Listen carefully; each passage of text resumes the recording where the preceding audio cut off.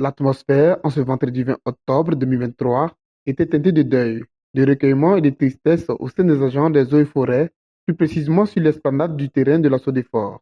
Et pour cause, il s'agit de la disparition du colonel Raphaël Okayao, ex-inspecteur technique des eaux et forêts, décédé le 17 août 2023, dans sa 62e année. Mais qui était l'homme? Merci à l'ensemble du personnel des eaux et forêts pour votre forte mobilisation qui traduit avec éloquence l'esprit de famille si cher à M.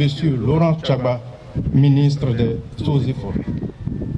Nos sincères remerciements et échos à la famille biologique, aux enfants, à l'épouse de notre illustre disparu, qui, malgré le poids du deuil, ont bien voulu accepter d'effectuer le déplacement dans ces lieux. Né le 1er janvier 1961 à Diabo, le colonel Okayao Raphaël effectue son cycle primaire de 1965 à 1971 à l'école primaire publique de la ville du même nom.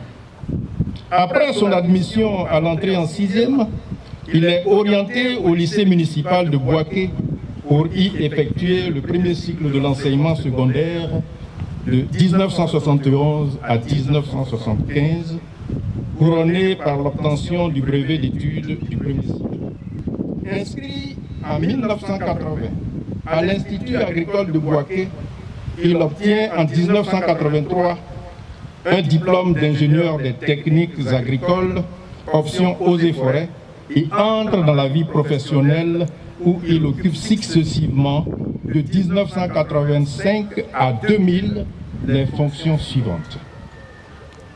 Chargé de la gestion des concours d'entrée à l'école agricole forestière, à la direction de l'enseignement et de la formation professionnelle agricole et forestière à Abidjan.